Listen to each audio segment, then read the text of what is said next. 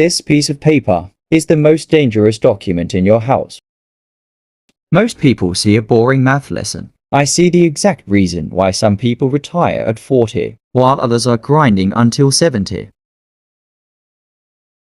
This is my time multiplier map, and it's about to prove why your big salary dream is actually a financial nightmare. Take Dummy Dave. Dave is paralyzed. He looks at his bank account and thinks, what's the point of saving $10? That won't even buy a Netflix sub. But here is the trap. Dave is missing the runway. While he waits for big money, his time is evaporating. In the next 45 seconds, I'm going to show you the math. Future plan is actually weaker than your $10. I'm going to show you exactly where Dave hits the flat zone and why he never recovers. The biggest lie we've been told is that you need a big shovel to dig your way out of being broke. You don't. You need a long runway. Why does Doer Dan's $10 beat Dummy Dave's $1,000? It's because of the time multiplier. Dan starts today with 10 the price of a cheap burrito. Over 10 years, that $10 has time to double, and double, and double again. By the time Dave finally saves his first $1,000 10 years from now, Dan's tiny burrito money has already snowballed into a mountain. Dave is trying to catch a moving train, while he's still standing at the station. The compounding wave. Look at this staircase. Most people think saving is a straight line you put money in. It grows a little. Wrong. Wealth is a wave. For the first few years, you are in the flat zone.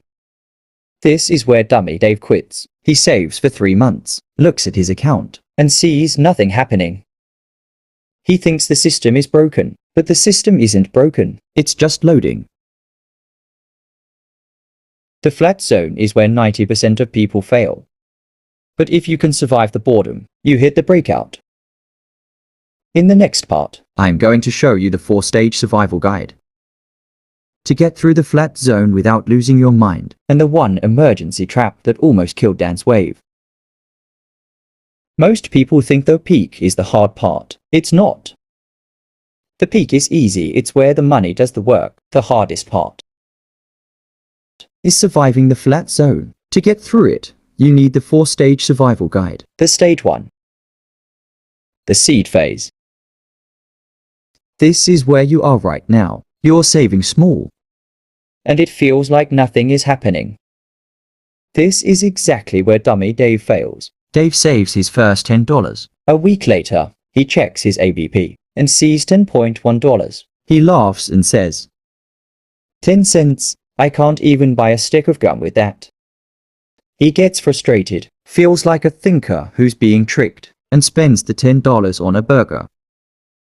Because he was hungry for 5 minutes. To survive, you need the $10 automatic rule. You don't decide to save, you automate it. Set your bank to move $10 every Monday. Don't look at it. This isn't about the cash. It's about building their doer muscle. Doer Dan does this for 12 weeks. He doesn't see a fortune yet, but he has stopped being a target for impulse buys. He has survived the first stage. But here is the danger. Once you have a few $100s, the world smells it. In the next stage, I'm going to show you the emergency trap. The exact moment a cracked phone screen or must-have dinner tries to kill your momentum, and the 24-hour buffer you'll use to stay alive. Now we hit the breakout stage. This is the savings paradox. It's the weird moment where your money starts making its own money. But here is the final enemy, the status trap. Suddenly, people see Dan's progress. They see he has a $1,000 cushion, and they say, Dan, you've been so disciplined. You've earned a treat. Buy the new shoes. Get the upgrade. Listen to me. Do not touch the engine while the plane is taking off.